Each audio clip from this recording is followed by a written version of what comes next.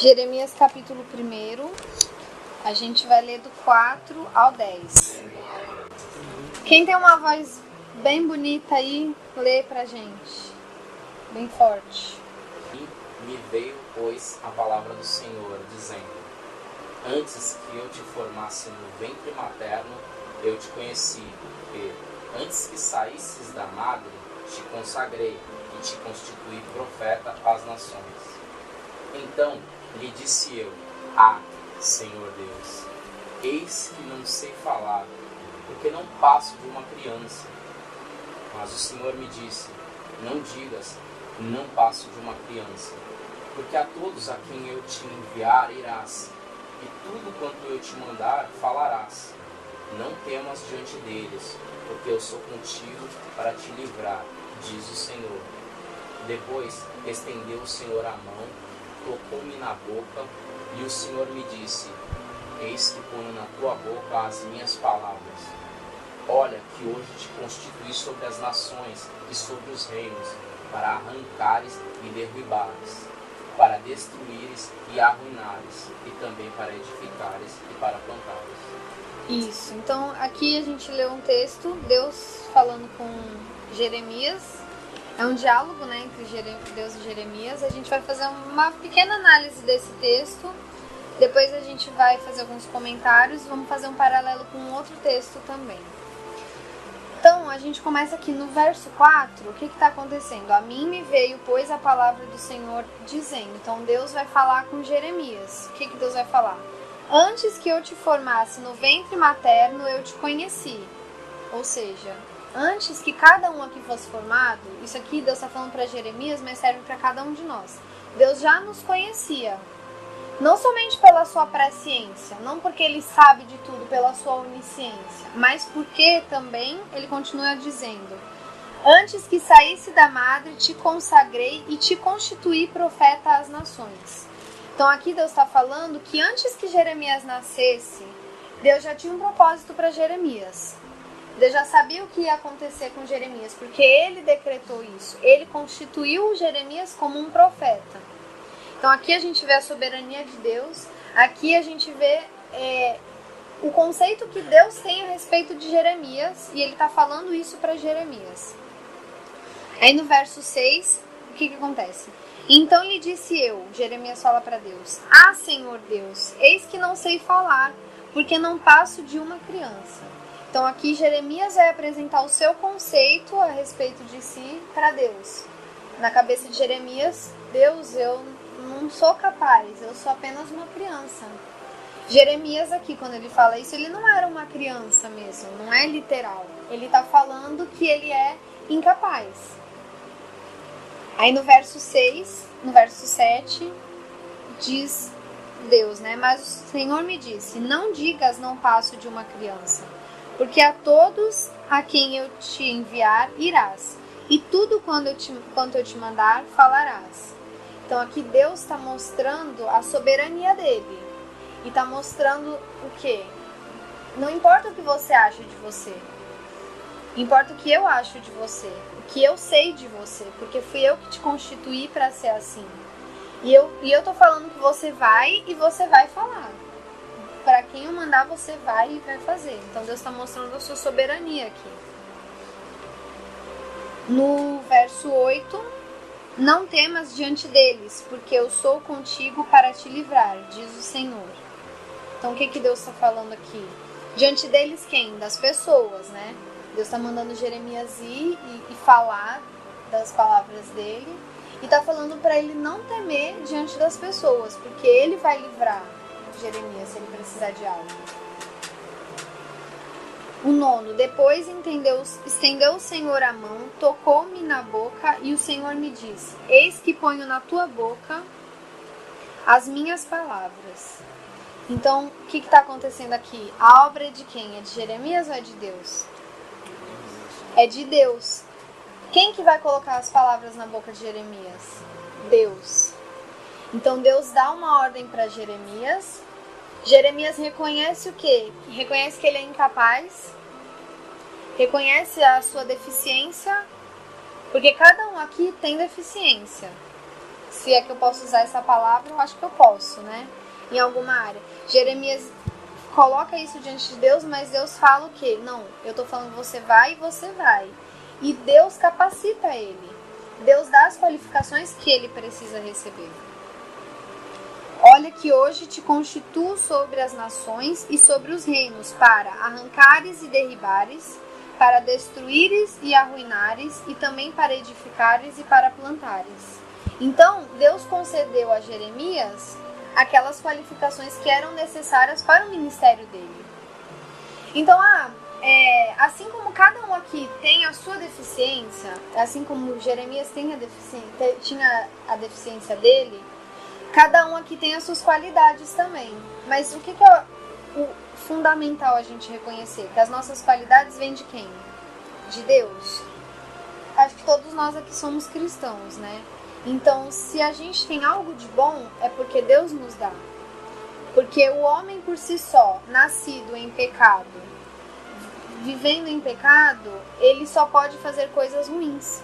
Até as coisas que a gente vê que a pessoa acha que é bom, não é bom, porque a Bíblia fala que tudo que não provém de fé é pecado.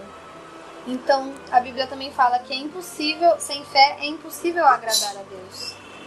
Então, uma pessoa que não tem fé, qualquer coisa que ela faça, não agrada a Deus. Só quem tem Deus, quem tem o Espírito Santo, é capaz de fazer algo bom, porque não é ela mesma que está fazendo, mas o Espírito Santo. Então, as qualidades que nós temos porque vem de Deus. Então, aqui o que a gente pode ver? Deus nos conhece muito melhor do que nós. Então, a gente não tem motivo para rejeitar a obra de Deus. Mas a Tami fez instituto bíblico, ela é missionária, eu não. Não, isso não é motivo, porque quem capacita não é o instituto bíblico, não é a igreja tal ou fulano de tal. Quem capacita é exatamente Deus, o Espírito Santo de Deus. É Ele quem nos capacita, é Ele que nos concede aquilo que é necessário para o nosso ministério. Às vezes a gente fica assim, mas Deus, mas eu não sei e tal. Então, a gente pode ver aqui que Deus chama pessoas humanamente incapazes. Por que eu coloquei humanamente incapazes aqui? Porque a gente acha que a gente é incapaz. E realmente a gente tem que pensar assim. Porque por nós mesmos nós somos incapazes de qualquer coisa.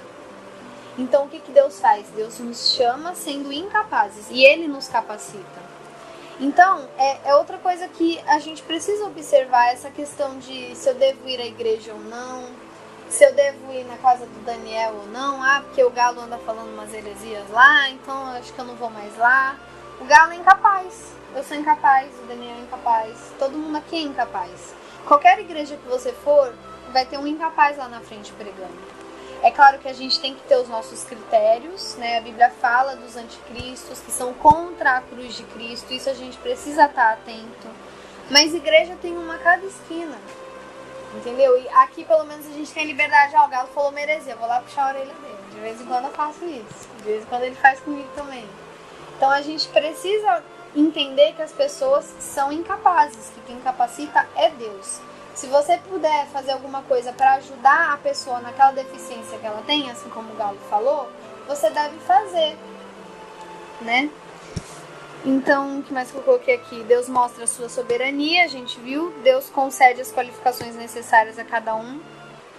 A gente viu aqui também, Jeremias, ele teve medo, né?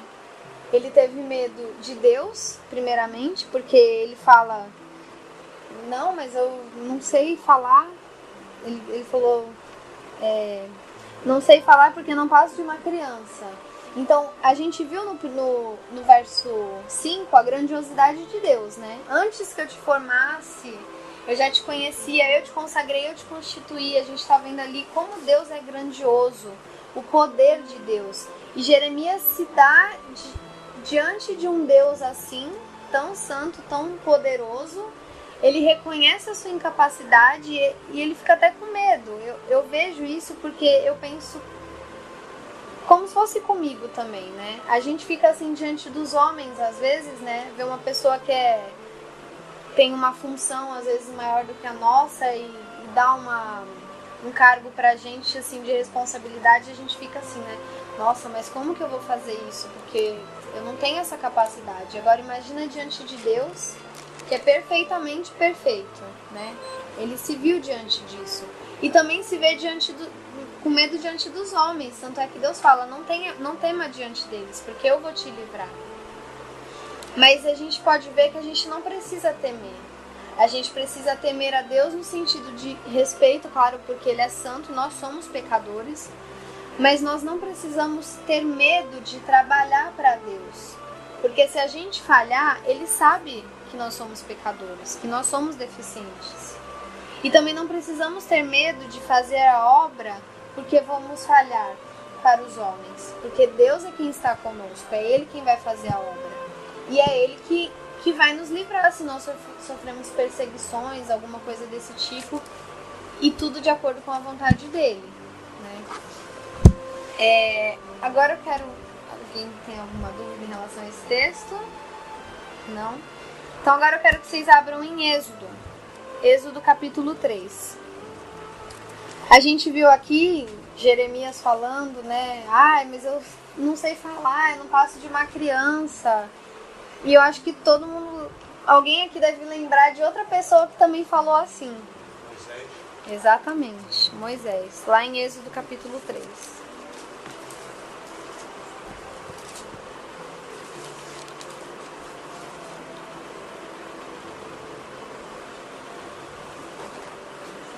Alguém lê pra mim o versículo 5? 5 e 6.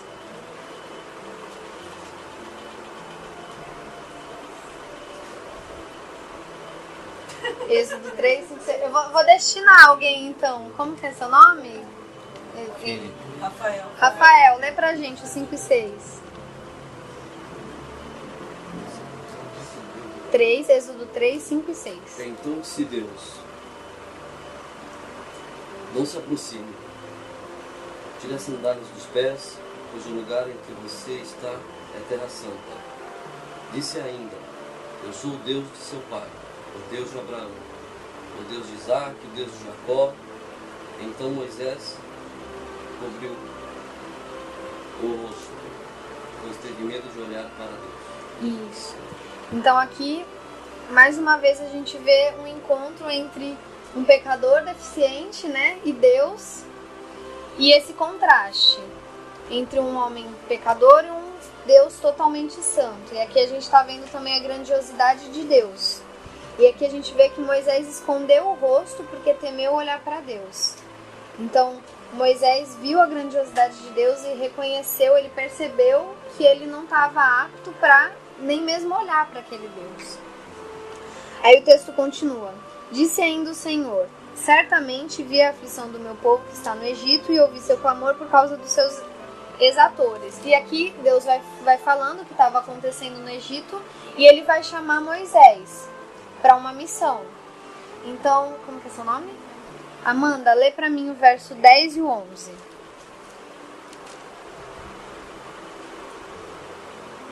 Vem agora, pois, e eu te enviarei a Faraó, para que tires o meu povo, os filhos de Israel, do Egito. Então Moisés disse a Deus: quem sou eu que vá a Faraó e tire do Egito os filhos de Israel? Isso, então aqui a gente está vendo também aquela coisa de Deus chamando uma pessoa que é humanamente incapaz. Moisés está reconhecendo aqui também a incapacidade dele como homem. Mas aí, o que vai acontecer no verso 15? Lê pra mim, como é o nome dela? Suelen, lê pra mim, por favor. Disse Deus ainda mais a Moisés: assim dirás aos filhos de Israel: o Senhor, o Deus de vossos antepassados, o Deus de Abraão, o Deus de Isaac e o Deus de Jacó me enviou até vocês. Esse, pois, é o meu nome eternamente, e assim serei lembrado de geração em geração. Isso, então aqui, assim como no outro texto a gente viu, Deus está mostrando que a sua soberania. Não importa o que você acha, importa que eu tô contigo e isso vai acontecer. Eu sou o Deus grandioso, eu sou o Deus poderoso e essa obra é minha. Então aqui a gente vê mais uma vez a soberania de Deus. O que vai acontecer? No verso 16, 17, 18, 19, 20, 21, 22, Deus está falando dessa ordem para Moisés. Está dando as instruções do que ele deve fazer. E aí, no capítulo 4, Moisés responde. Lê alguém para mim, lê aí, Lucas. Capítulo 4. Saiu? Lê aí, Daniel, 4, 1. Respondeu Moisés: mas eis que não crerão, nem acudirão à minha voz, pois dirão: o Senhor não te apareceu. Perguntou-lhe o Senhor: Pode continuar. que é isso que tens na mão? Respondeu: um bordão. Então lhe disse: lança-o na terra. Ele lançou na terra e o bordão virou uma serpente. E Moisés fugia dela. Aí. Então aqui Moisés está falando, né? Mas eis que não crerão, não acudirão à minha voz, pois dirão: o Senhor não te apareceu. Mesmo Deus falando para Moisés, Moisés continua com aquele medo de quem? Dos homens, né? E aí Deus vai lá e fala: então tá bom, é os sinais que você quer, então eu vou te dar. E aí Deus concede os poderes para Moisés. Por que Deus concedeu poderes para Moisés diferentes do que ele concedeu para Jeremias? Porque esse era o ministério de Moisés. Esse era o propósito que Deus tinha para Moisés. Então Deus vai conceder para cada um aquilo que é necessário para o seu ministério. E aí o texto continua. E Deus concedendo os poderes para Moisés. E lá no verso 10... Tá aberto aí, Lucas 4? Então tá. Então vou ler aqui. Capítulo 4, verso 10. Então disse Moisés ao Senhor: ah, Senhor, eu nunca fui eloquente, nem outrora, nem depois que falaste a teu servo, pois sou pesado de boca e pesado de língua. Aqui Moisés mais uma vez, com medo, reconhecendo sua incapacidade. Respondeu-lhe o Senhor: quem fez a boca do homem? Ou quem faz o mudo ou o surdo? Ou o que vê ou o cego? Não sou eu, o Senhor? Vai, pois, agora, e eu serei com a tua boca, e te ensinarei o que hás de falar. Ele, porém, respondeu: ah, Senhor, envia aquele que hás de enviar, menos a mim. Olha aqui Moisés correndo, com medo, achando que ele não tinha capacidade. E realmente ele não tinha. Mas Deus é quem estava fazendo a obra.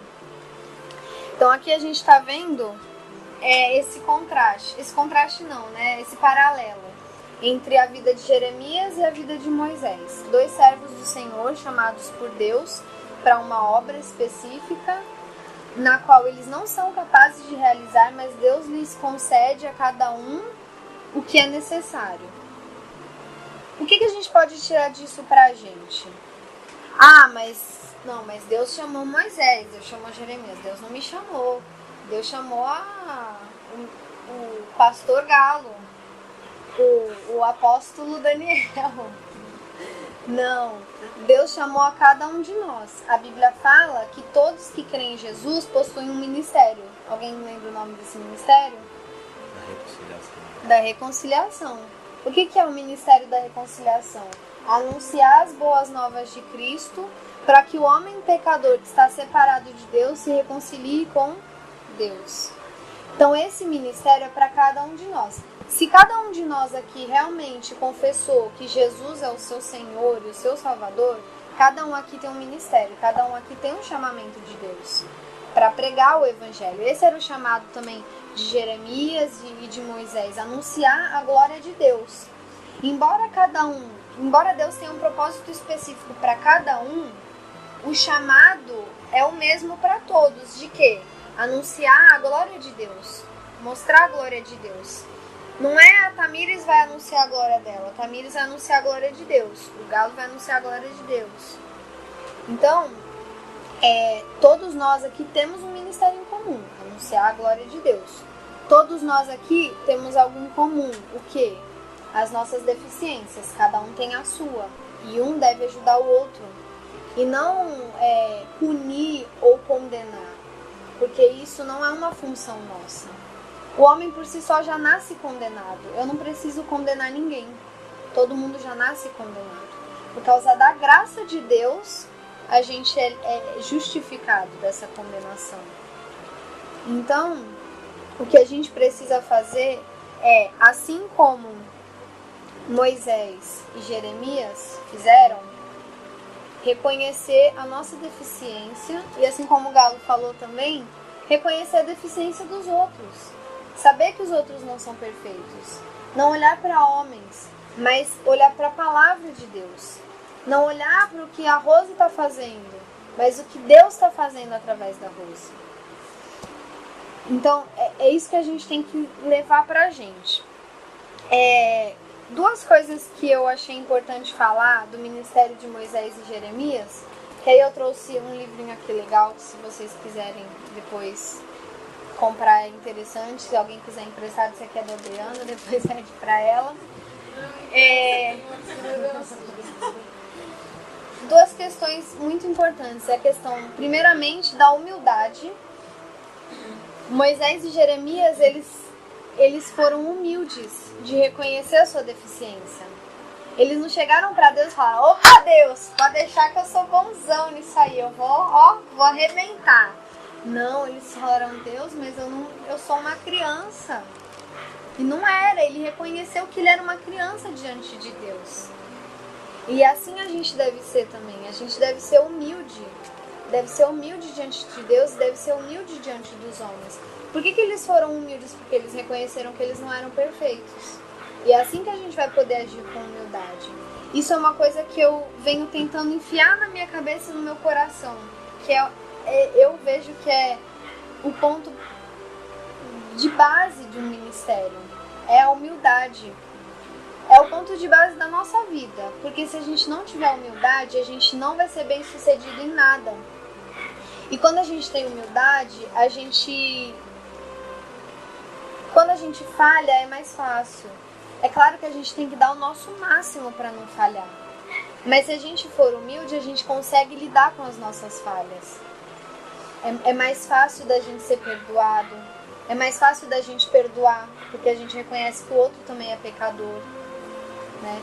Então, é muito interessante. Uma vez eu li num livro que fala sobre casamento, que ele estava falando assim: você já pensou que quando você casar, você vai acordar todos os dias com o pior dos pecadores do seu lado? E que essa pessoa também vai acordar com o pior dos pecadores, que é você? Então a gente tem que ter isso na nossa mente, no convívio com as pessoas. Porque ministério é relacionamento. É relacionamento com Deus e é relacionamento com as pessoas. E a base do relacionamento é a humildade. Para poder reconhecer as nossas falhas e poder reconhecer as falhas das pessoas. Em vez de eu ver o Lucas e falar: ah, Lucas, você tá errado, eu vou te condenar. Não. Eu tenho que chegar e falar: olha, Lucas, você tá errado nisso. Mas eu te entendo, porque você é pecador. Então eu tô disposta a te ajudar. Porque eu não tenho deficiência nessa área, mas eu tenho outra que você vai me ajudar. Então a gente tem que ter isso.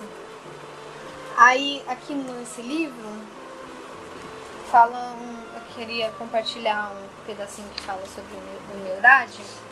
O capítulo 6 fala sobre a prática da humildade. Ele diz assim: a prática da humildade é a difícil arte da contenção e privação da soberba existente dentro do coração humano, ansiosa por dominá-lo por meio da autoadmiração, autoelogio, autoestima, autopromoção e autossuficiência.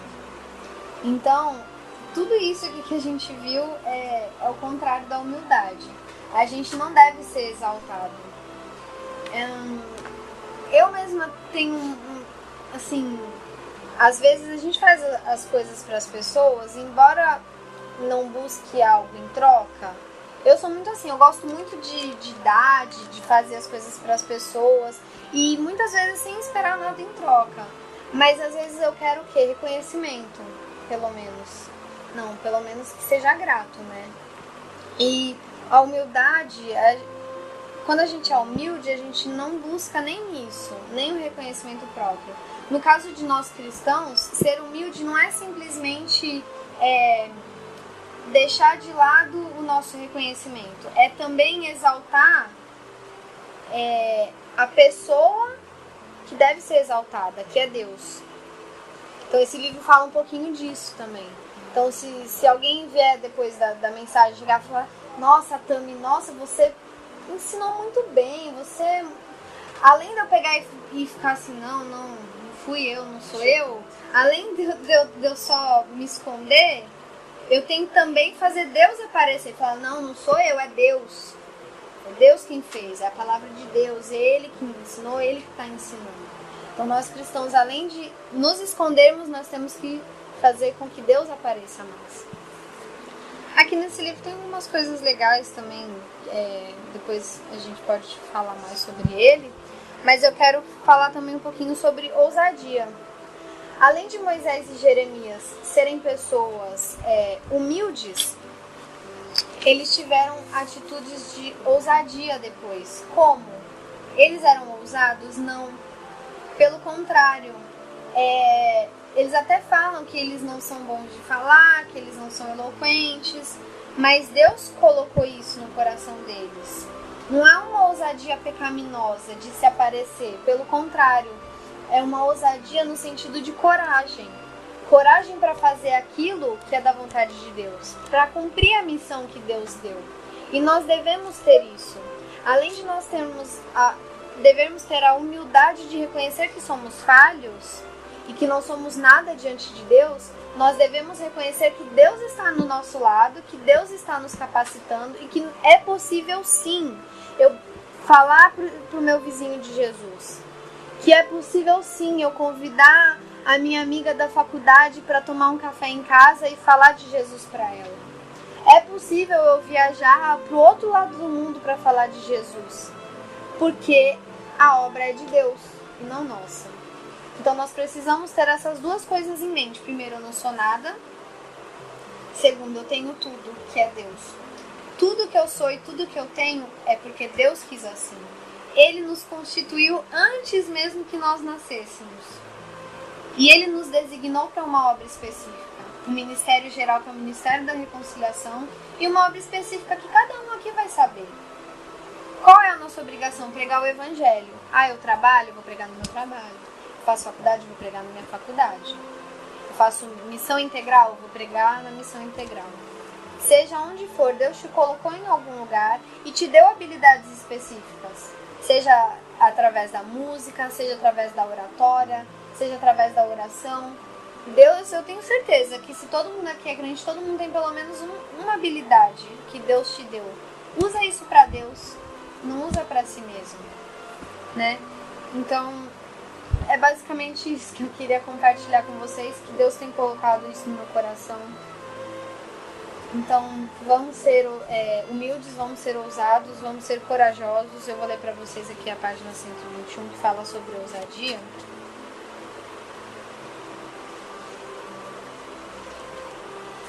A prática da ousadia é a arte de portar-se corajosamente diante das obrigações, oportunidades e desafios da vida cristã e do ministério decorrente da vocação celestial, em função do poder de Deus e dos recursos que Ele coloca à disposição de todos os que cercam e de todos os que servem. Então a gente tem que aproveitar. A gente tem que ser corajoso não só diante das obrigações, mas como está falando aqui, diante das oportunidades também, e dos desafios. Então, não vamos perder as oportunidades, né? Eu mesma, às vezes eu fico pensando, nossa, eu passei por tanta gente hoje, não falei de Jesus. Então a gente precisa ser corajoso, eu preciso ser mais corajosa, eu preciso ser mais humilde. E era isso que eu queria compartilhar com vocês, que Deus tem falado comigo. Se alguém quiser falar alguma coisa, eu falei bastante, eu vou ter que tomar uma coisa. Pegou antes para não ficar rouca, porque tu tinha que pegar aqui agora. Deus sempre fez essa obra, né? Hoje aconteceu uma coisa, que eu tava com o Pedro, com o meu sobrinho, e nós entramos lá na Chico Bem, a gente tava lá vendo os Legos. Aí tinha uma mãe lá falando do filho, das experiências que ela teve de